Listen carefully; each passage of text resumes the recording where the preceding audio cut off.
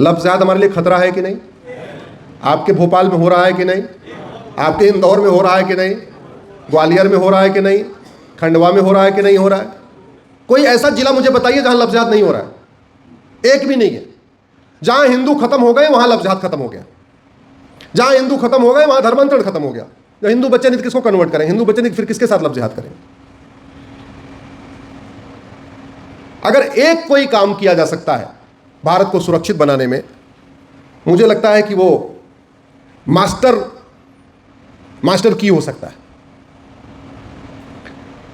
लफ्ज़ जिहाद की फंडिंग ऑनलाइन होती है या कैश में होती है? जोर से बोलिए जरा। कैश में। ऑनलाइन में आदमी जल्दी पकड़ में आ जाता है। अभी मथुरा में एक इमरान नाम के ऑटो चालक ने 50 लड़कियों को ट्रैप करने का टारगेट लिया था। 23 लड़कियों को ट्रैप किया उसने। आप लोगों के साथ अखबार में पढ़ा है ना? उसके पास 23 लाख रुपए कैश आ चुका था। जितनी लड़की को ट्रैप कर रहा था उतने 1 लाख रुपए आ रहे थे उसके। 50 का टारगेट लिया था, 23 को उसने कर लिया, तो 23 लाख उसके पास आ गए। तो लफ्ज़ जिहाद की फंडिंग किस में होती है? कैश में। लैंड जिहाद, ये जगह जगह जो बनाए जा रहे हैं ढांचे, इनकी फंडिंग कैसे होती है? कैश में। ड्रग का कारोबार किस में चलता है? जोर से बोलिए जरा। ऐसे आवाज लगता समय। ड्रग का कारोबार कैसे चलता है? जोर से इसलिए बोलिए, आपकी आवाज इधर तक आनी चाहिए क्योंकि रिकॉर्डिंग इधर ही हो रही है। ड्रग का कारोबार, हुक्का बार, डांस बार, बियर बार, सट्टा बार, मिशनरियों की फंडिंग, जमातियों की फंडिंग, जिहादियों की funding, Rohingya funding, Bangladeshi funding, फर्जी आधार, फर्जी राशन कार्ड, फर्जी ड्राइविंग लाइसेंस, बर्थ सर्टिफिकेट, हवलदार पैसा, थानेदार, तहसीलदार, कप्तान साहब, कलेक्टर साहब, जज साहब। जज साहब कभी देखा नहीं आपने? दिवाली होली पे बोरी भर भर के मिली है, बोरा भर भर के। अलगाववादियों की फंडिंग, आवाज जोर से। आतंकवादियों की फंडिंग, माओवादियों की फंडिंग, नक्सलियों की फंडिंग, जासूसों की फंडिंग, गद्दारों की फंडिंग, लेखकों की फंडिंग, पत्रकारों की फंडिंग, यूट्यूबरों की फंडिंग, कबूतरबाजी, नशा तस्करी, मानव तस्करी, अपहरण उद्योग। अभी आपके इंदौर में सोनम ने जो 20 लाख रुपए ट्रांसफर किया, वो ऑनलाइन नहीं किया। कैसे किया है? हवाला, कैश में।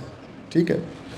गौ तस्करी, हथियार तस्करी, भाड़े पे हत्या, हॉर्स ट्रेडिंग भी कैश में। अवैध निर्माण, फर्जी वसीयत, फर्जी विरासत, फर्जी रजिस्ट्री, पत्थरबाजी। और हमारे पूर्वज क्या कहते थे? न रहेगा बांस न बजेगी। इसमें बांस क्या है? तो अगर कैश बंद कर दे तो बहुत लगभग 25% हमारा देश सुरक्षित हो जाए।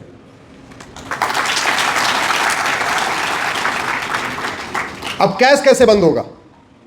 वित्त मंत्रालय और आरबीआई का कहना है कि भारत में 80% लोग पर डे 100 रुपए से कम खर्च करते हैं। सरकारी आंकड़े बता रहा हूं। जो 20% लोग 100 रुपए से ज्यादा खर्च करते हैं, उनके पास एटीएम, पेटीएम, भीम, UPI, debit card, credit card. तो 100 रुपए से बड़े नोट की जरूरत है क्या? जोर से बोलिए जरा। है क्या? और 100 रुपए से बड़ी नोट बंद करते ही 25% करप्शन खत्म हो जाएगा, 25% हवाला कारोबार खत्म हो जाएगा, 25% ब्लैक मनी खत्म हो जाएगा, 25% आपका मनी लॉन्ड्रिंग खत्म हो जाएगा, ड्रग स्मगलिंग का कारोबार तो बिल्कुल बैठ जाएगा 100 रुपए से बड़ी नोट बंद करते ही। हमारा देश सुरक्षित होगा कि नहीं होगा? और ये काम अभी हो गया तो हो गया, अभी नहीं तो मैं धन्यवाद दूंगा। मैंने पहले 2000 की नोट चैलेंज किया था, मैं सरकार को धन्यवाद दूंगा, उन्होंने 2000 की नोट बंद कर दिया। 1000 को भी चैलेंज किया था, 1000 भी बंद हो गई। अब मैंने 500 को चैलेंज किया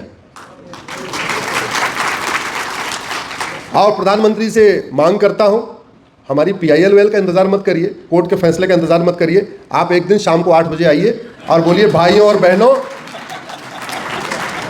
बहनों, आज के से बाद 100 रुपए से बड़ी नोट बंद। भारत सुरक्षित हो जाएगा, सुरक्षित हो जाएगा। एक बात मैं आपको बता दूं, अगर करप्शन खत्म कर दे तो भारत में केवल 2 पॉलिटिकल पार्टी बचेगी, एक बीजेपी, एक सीपीआई। तीसरी पॉलिटिकल पार्टी बचेगी नहीं। आप करप्शन खत्म करो, फारूक अब्दुल्ला खत्म, करप्शन खत्म करिए, महबूबा की पार्टी खत्म, करप्शन खत्म करिए, शिबू सोरेन की पार्टी खत्म, करप्शन खत्म करिए, डीएमके खत्म, करप्शन खत्म करिए, टीएमसी खत्म, करप्शन खत्म करिए, आरजेडी खत्म, करप्शन खत्म करिए, सपा खत्म, करप्शन खत्म करिए, बसपा खत्म। 2 पॉलिटिकल पार्टियां बचेंगी। क्यों? क्योंकि दोनों कैडर बेस्ड पार्टी है। 100 रुपए भी अपने समर्थकों से ले लेंगी, तब भी पूरी पार्टी चल जाएगी आराम से। 100 रुपए अगर बीजेपी इकट्ठा कर ले अपने कार्यकर्ताओं से, लगभग 10,000 करोड़ इकट्ठा साल का आ जाएगा। 10,000 करोड़ में आराम से पार्टी चल सकती है। तीसरी पार्टी बचेगी नहीं। हमारे सर्वाइवल का मामला है। याद रखिए, जहां पे जान का खतरा हो ना, तो तकलीफ झेलना चाहिए, ऑपरेशन के लिए भी तैयार रहना चाहिए। 2-4 अगर आपको अंग 1-2 कटवाना पड़े तो कटवा लेना चाहिए, जान तो बच जाएगी ना। यहां तो जान पे आई हुई है, और नहीं तो देखते देखते। एक बार याद रखिएगा, आडवाणी जी अपना मकान, दुकान, खेत खलिहान, उद्योग व्यापार छोड़ के भागे थे। मनमोहन सिंह जी उस समय बहुत ही संपन्न परिवार के थे, सब कुछ छोड़ के भागना पड़ा था। इंद्र कुमार गुजराल साहब को सब कुछ छोड़ के भागना पड़ा था। मिल्खा सिंह, लाला अमरनाथ, सुनील दत्त, प्रेम चोपड़ा, यश चोपड़ा, देवानंद, गुलजार, ये सारे उस जमाने के बड़े संपन्न लोग थे, उस जमाने के लखपति थे। उस जमाने, आज के डेट में कहिए तो अरबपति हो गए। सब कुछ छोड़ के भागना पड़ा कि नहीं पड़ा? जोर जोर से बोलिए जरा।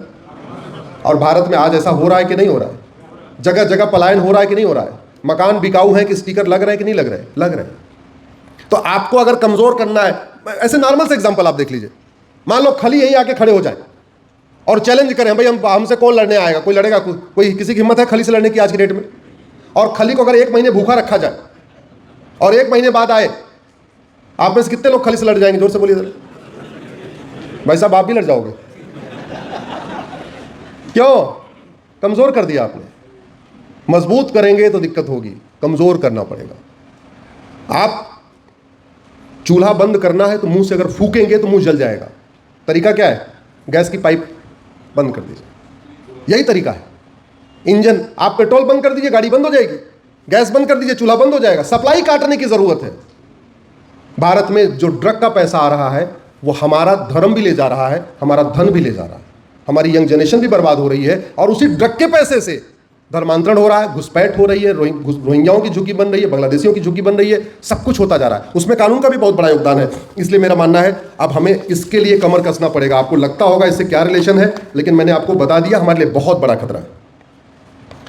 एक बात